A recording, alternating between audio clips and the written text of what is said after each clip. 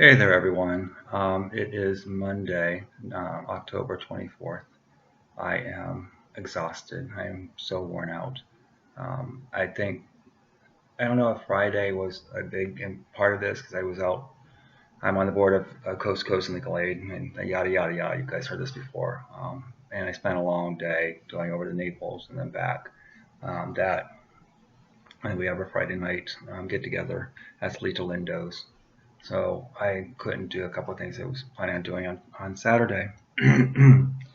But ever since then, I've been drained. I've been worn out. I've been so sore, all over, all over. But gratefully, I was able to go to my neuromuscular doctor today and get my manipulation, my osteo manipulation, and get my bones, my joints, my vertebrae um, vent and all that. So that helped a lot with the pain. But I'm still in a lot of pain and still tired. And this, sadly, is my new normal. Um, it's not normal to be in pain and to be exhausted, but with fibromyalgia comes a lot of different things. A lot of things I'm still learning about. A lot of things I'm researching. Some of it's chronic fatigue syndrome. You're tired. You're constantly fighting with pain, fighting with sleep. We're trying to get sleep, dealing with things like that. So that's part of it. And of course, there's a little bit of a depression going on. And I'm going to say it that way, a little bit of a depression because I can't do a lot of things I was doing before. One of the things I love is dance, and I can't really dance right now because of the pain. I do try to be silly and do silly things, which is good, and it helps to get outside of that negative space that I'm in. But trying to find different things that can accommodate or that can fill those gaps, those holes, because I personally believe that if you lose something that's important to you, you have to replace it with something else. You can't have that negativity dictate your life. But um, as I said, this is kind of the new normal for me as far as like the pain. I'm on ibuprofen. I'm doing, like I said, the weekly manipulations. I'm trying to figure out some other holistic type of things to do. A friend of mine offered to let me use his jacuzzi, his hot tub. Still waiting for another friend of mine. She said I could use her pool once she gets it cleaned up, which I think will be immense help. But I stay away from the hard medications, the opiates, those type of things. I come from a family of addicts, and I've seen what addiction does. I've seen the horror and the pain that happens from it. Also, when I was dealing with the Kaposi sarcoma and the MRSA and the wasting syndrome, and I was really really really bad off, and I didn't have access to quality health care. I had a partner who was a dealer, so we had pot all the time. We also had all these other drugs, so OxyContin, all these I can't remember names, but all these heavy things. I started taking those, and once I finally started seeing a doctor that was qualified to be a good doctor, and he was a good doctor, but he was like most, and they just write scripts willy nilly.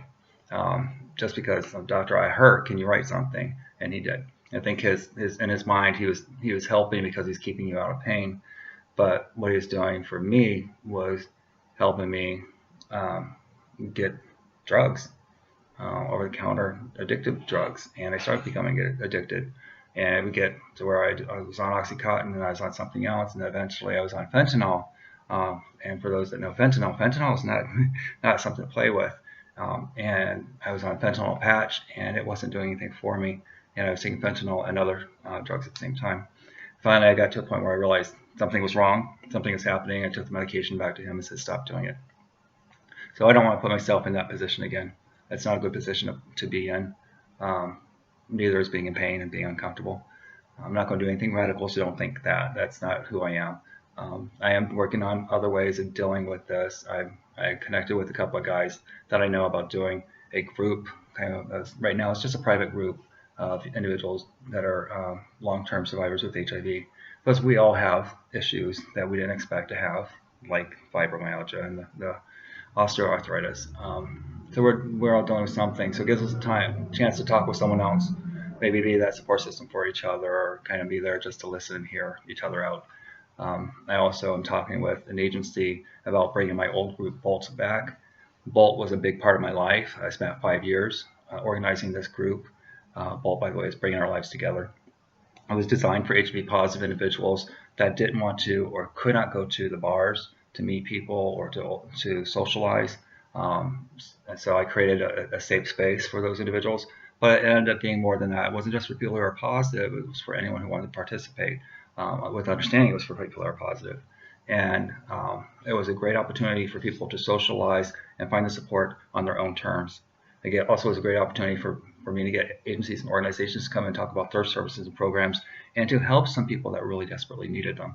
So it gives me this will give me an opportunity to continue on with my personal purpose, which is to help others. When I help others, I tend to help myself, and that's the main goal, is to help others and help myself. So hopefully something will come of that. But um, I'm still dealing with this, and every day is a struggle. I could have something planned today, and I can't do it. I might, be expecting, to get out and go to the store. Can't do it. Maybe I need to clean the house or something. Can't do it. There's things that I want to do, and sometimes I can, sometimes I can't. So again, my new normal is weighing things out, trying not to stress over it, accepting what I can, accepting what I can't, and asking for help when I need to. So again, gratefully I have a wonderful partner who is so very supportive, amazingly supportive, so very loving, and takes really good care of me. And I have great friends, but sometimes, like most people, well, not most people, for me myself, sometimes I have a hard time remembering it's okay to ask for help. It's okay to reach out because we all need help every now and again. So, anywho, this is getting a little long. I don't think people just want to hear me rambling on. It helps me to ramble on. I can get out of my system so that you guys are helping me. See how it works? Anyhow, love you guys. So I'll talk to you later. Bye.